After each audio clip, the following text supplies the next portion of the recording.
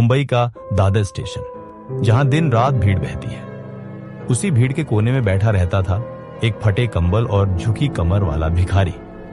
नाम था हरिश्चंद्र। चुपचाप बैठा रहता, हाथ फैलाता, बिना कुछ कहे। कभी कभी कोई सिक्का फेंक देता, कोई डांट कर भगा देता, लेकिन हरिश्चंद्र कुछ नहीं कहता। न जवाब, न बहाना, बस वही शांत चेहरा। वो 15 साल से यही जिंदगी जी रहा था। किसी को नहीं पता था कि कभी वो एक कारीगर था, सिलाई का काम जानता था, लेकिन एक दुर्घटना में सब कुछ छिन गया। परिवार, काम और आत्मविश्वास।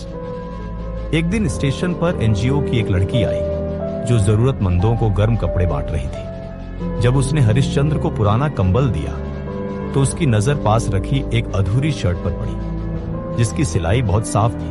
वो पूछ बैठी, ये तुमने बनाई? हरिश्चंद्र ने धीरे से सिर हिलाया। उसने कहा, आपके हाथों में हुनर है, भीख क्यों मांगते हैं? हरिश्चंद्र चुप रहा, जवाब नहीं दिया। लेकिन उस रात वो अधूरी शर्ट हाथ में लेकर देर तक बैठा रहा। अगले दिन लड़की फिर आई। अगर चाहो तो हम सिलाई मशीन दिलवा सकते हैं, लेकिन मेहनत करनी होगी। हरिश्चंद्र ने पहले मना कर दिया, अब किसके लिए? लेकिन उस रात स्टेशन पर कड़कड़ाती ठंड में सोते हुए उसने अपने ही आप से कहा, अगर मरना ही है तो कोशिश करते हुए मरना बेहतर है।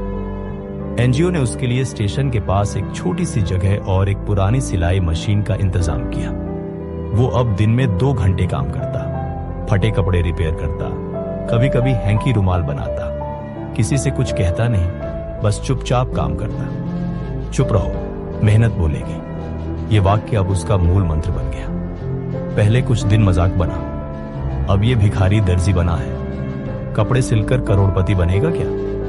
हरिश्चंद्र चुप रहा, जवाब नहीं दिया। काम करता रहा, एक टांका एक धागा, दिन रात। कई बार शरीर टूट जाता, आंखें जवाब दे देती, लेकिन उसने काम बंद नहीं किया। 6 महीने में उसकी सिलाई इतनी साफ और सुंदर हो गई कि स्टेशन के कुलियों, चाय वालों, पुलिस वालों ने भी उसके पास अपने फटे कपड़े लाने शुरू कर दिए। एनजीओ ने उसकी बनाई रुमालों और बैग्स को लोकल मेलों में बेचना शुरू किया। हरिश्चंद्र अब भी चुप था, लेकिन उसके काम की चर्चा पूरे दादर स्टेशन पर होने लगी। 1 साल बाद उसी दादर स्टेशन के प्लेटफॉर्म नंबर 3 पर एनजीओ ने एक स्ट्रीट टेलर ब्यूथ लगाया। बोर्ड पर लिखा था, हरिश्चंद्र दर्जी। कपड़ा चाहे फटा हो या किस्मत, सिलाई यहां हो जाएगी। अब वो गरीबों के कपड़े मुफ्त में ठीक करता और जो सक्षम होते उनसे बस मेहनत की कीमत लेता।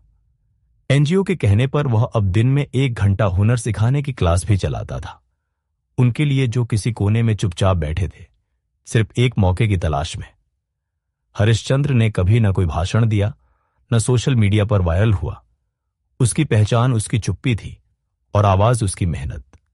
आज भी जब कोई उससे पूछता, आपने कैसे किया ये सब, वो बस मुस्कुराकर जवाब देता, मैंने कुछ नहीं कहा, मेरी मेहनत ने सब कह दिया।